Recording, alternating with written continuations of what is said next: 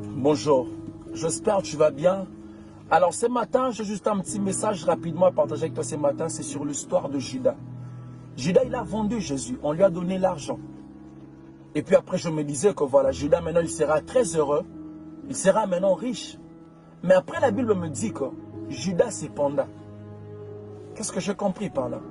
La Bible voulait aussi nous faire comprendre que tu ne gagnes rien du tout en faisant du mal à ton frère. Cette feuille que vous voyez, ça ressemble à un cœur. Si je prends cette feuille, je la froisse et j'essaie de le remettre comme avant, cette feuille ne sera plus comme avant. Pourquoi? Tu vas remarquer le signe. C'est la même chose quand tu blesses quelqu'un, quand tu blesses son cœur. Cette personne ne sera plus la même personne. Pourquoi? Il y aura de cicatrices qui vont rester dans son cœur. Celui qui blesse oublie, mais celui qu'on blesse n'oublie pas parce que le cicatrice reste. Ne jamais bâtir ton bonheur sur le malheur des autres. Tu n'as pas besoin de détruire ton frère pour être levé. Le fait de salir ton frère ne te fera pas aimer à sa place. Le mal que tu fais aux autres aujourd'hui, un jour ça va te rattraper. Même si ça ne te rattrape pas, mais ça va rattraper même tes enfants. C'est ce qu'on appelle le karma. Si vous ne pouvez pas porter la joie dans la vie d'une personne, ne soyez non plus la raison de ses larmes. J'aime cette phrase qui dit, même si vous êtes temporaire dans la vie d'une personne, laissez toujours de bons souvenirs. Avant de faire du mal à quelqu'un, mets-toi toujours à sa place. Pense à ses enfants, pense à sa famille. Si c'était toi, qu'est-ce que tu allais ressentir? Comment tu allais ressentir?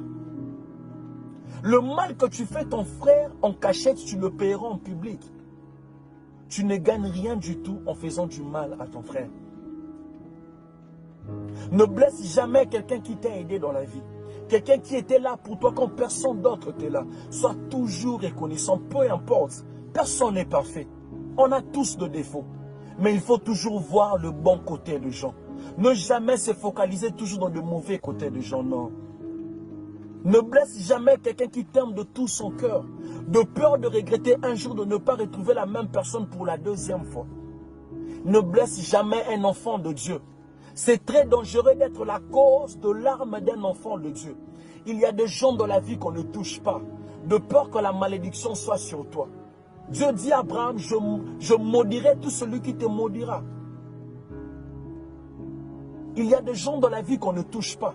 Le diable a tout touché de Job, mais il ne pouvait pas toucher à son âme, parce que l'âme de Job était la grâce. On ne touche jamais à la grâce, parce que la grâce, c'est Dieu lui-même. Il y a des gens dans la vie, tu peux toucher à sa réputation, tu peux salir sa réputation, tu peux dire n'importe quoi sur son nom, mais tu ne toucheras jamais à sa grâce. Parce qu'il y a des gens dans la vie qui sont appelés à aller loin, peu importe ce que les gens diront. Détester un enfant de Dieu ne lui empêchera pas de réussir, parce que la grâce de Dieu est sur lui. On ne touche pas à la grâce.